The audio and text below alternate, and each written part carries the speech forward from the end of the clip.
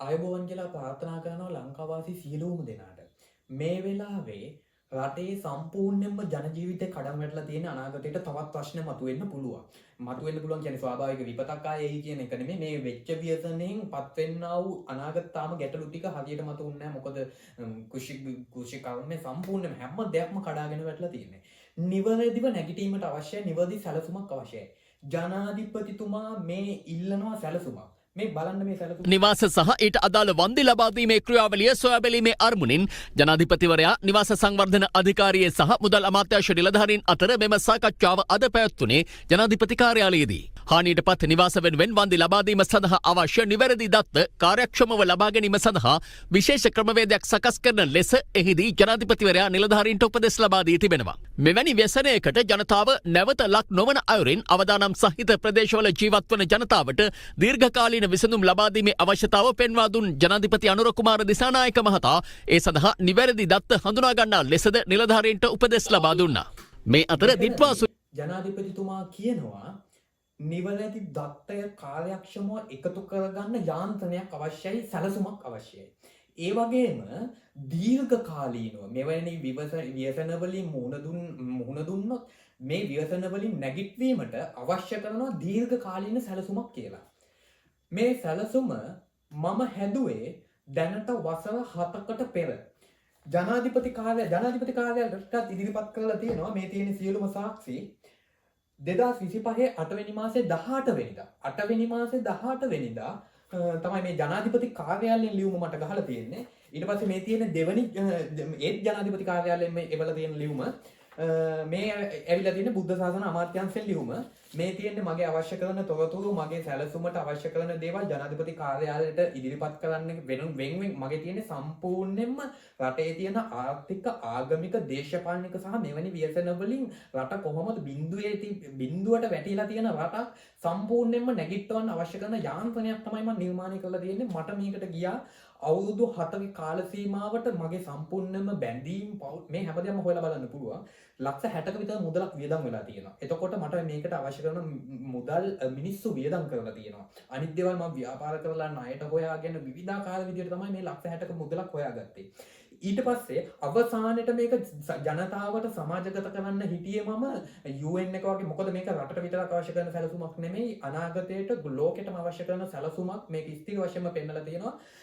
මේ සැලසුම සමාජයට දායාද කරන්න ජනාධිපති දක්වා ගියා. ග්‍රාම සේවාව අසමේ ඉඳන් ජනාධිපති දක්වා ගිහිල්ලා තියෙනවා. ජනාධිපති මුණ ගැහුනේ නැති වුණාට මම හිතනවා ජනාධිපති උපදේශක ලේකම්වරු 3 දෙනෙක්, මම නම් කියන්නේ උපදේශක 3 දෙනෙක් එක සාකච්ඡා කරගෙන තියෙනවා. ජනාධිපති කාර්යාලයේ ලේකම් කාර්යාලයේ සාකච්ඡා 3ක් අරගෙන තියෙනවා. දුරකථනයෙන් පවා කතා කරලා තියෙනවා මිස්ටර්, මම නම් කියන්න කැමති නැහැ. ඊට පස්සේ බුද්ධ ශාසන අමාත්‍යාංශයේ ලේකම් වාර 3ක් අරගෙන තියෙනවා. හේතුව මොකද මම මේක ධර්මානුකූලව හැදුවේ, මධ්‍යස්ථව දැකලා හැදුවේ. අතීත, අනාගත, වර්තමාන කියන 3 කාලයට අවශ්‍ය කරන දැක්මක් නිසා 3 කාල දැක්ම කියලා මේ සැලසුම නිර්මාණය කරලා තියෙන්නේ. මේ වගේ ව්‍යසන වලට මේක මම විශ්ලේෂණය පෙන්නන්නම් ඔයාලට ලැබෙන්න සලස්සන්නම්. 8 වෙනි මාසේ 18 වෙනිදා තමයි ජනාධිපති කාර්යාලයට මේ ලියුම ලැබිලා තියෙන්නේ. එතකොට ජනාධිපති කාර්යාලයේ සාකච්ඡා වාර 3ක් ගත්තා. මේකේ රෙකෝඩින් පවා මගව තියෙනවා. ජනාධිපති ලේකම් කාර්යාලයේ සාකච්ඡා අරගෙන තියෙනවා. බුද්ධ ශාසන අමාත්‍යාංශයේ සාකච්ඡා අරගෙන තියෙනවා. මේ ජනාධිපතිතුමා ඉල්ලන සැලසුමම තමයි. එතකොට මේ සැලසුමේ සියලු දේවල් නිර්මාණය කරලා ඉවරයි. දිස්ත්‍රික්ක 25ක් කොහොමද ආවරණය කරන්නේ? ග්‍රාම සේවා 14000ක් තියෙනවා. මේ ග්‍රාම සේවා වසමේ ඉන්න සෑම පුරවැසියෙකුගේ හැකියාව දක්ෂතා හඳුනාගන්නේ කොහොමද? භෞතික සම්පත් හඳුනාගන්නේ කොහොමද? භෞතික ව්‍යසන හඳුනාගන්නේ කොහොමද? මේ සියලු ක්‍රමවේද හදලා ඉවරයි.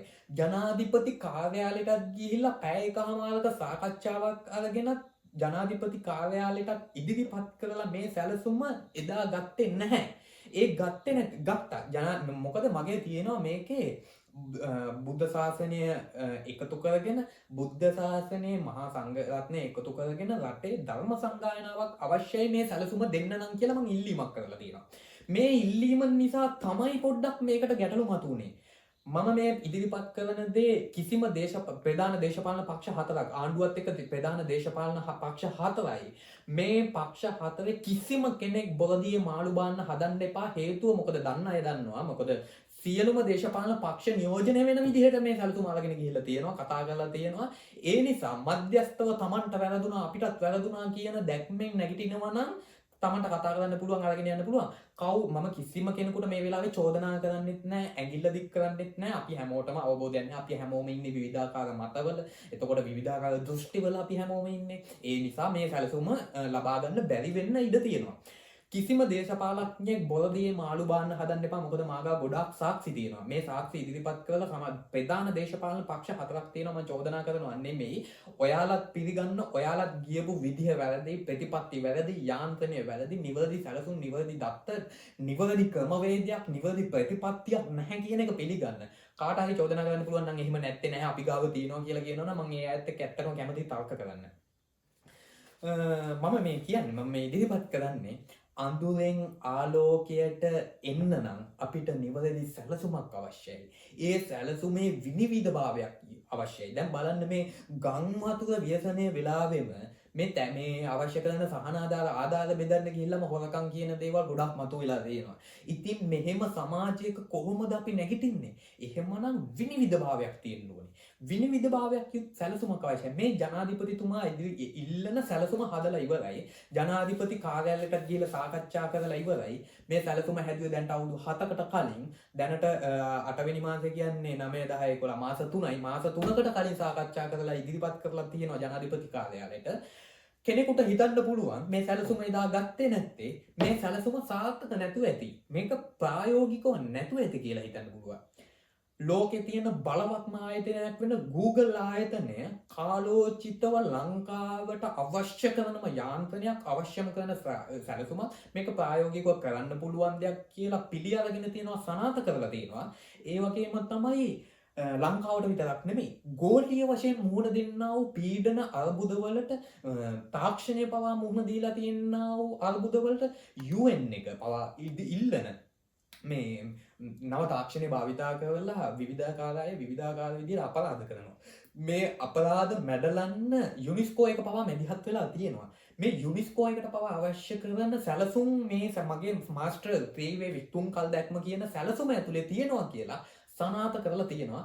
කෙනෙකුට පුළුවන් මේක මාව පුද්ගලික විදියට ඕන මේ සැලසුම අරගෙන ගිහිල්ලා ඔයාලා ක්‍රියාත්මක කරන්න ඕන විදිය කියන්න, ප්‍රතිපත්තිය කියන්න, මොන වගේ ක්‍රමවේදයක්ද තියෙන කියලා සියලු දේවල් නිර්මාණය කරලා ඉවරයි. අවුරුදු 7ක් එකතු කරලා, අවුරුදු 7ක අවබෝධයකින් ගත්ත දැනුම් පද්ධතියකින් නිර්මාණය කරපු සැලසුමක් මේ ජනාධිපති කාර්යාලයේ කතා කරපු පැය එකමාරක් මට දෙන්න බෑ. හේතුව මොකද? ඒ නිලධාරීන්ගෙත් තියෙනවා දුර්වලකම්. ඒ දුර්වලකම් එක්ක මම තර්ක කරන්න කැමති නැහැ. ඒක මට මානසික පීඩනයක්. අනිත් එක තමයි මම ඒ වගේ ස්ථානවල මම බෝඩ් මීටින් වලට මම යන්න කැමති නැහැ. මම මානසික නිදහසෙන් කටයුතු කරන කෙනෙක්. ඒ නිසා මොකද මම මනස නිදහස් කරගෙන සුවෙන් ඉන්න කෙනෙක්. මට මධ්‍යස්ථ මම මේ සැලසුම් සියල්ල නිර්මාණය කරේ මධ්‍යස්ථව බලලා. බැඳීම් සියල්ලෙන් පැත්තකට තියලා, ආගම දර්ශනයේ පැත්තෙන් ගිහිල්ලා, අපේ ප්‍රතිපත්තිය රැකිලා මට මේවා කියා ඉන්න අවශ්‍යත් නැහැ.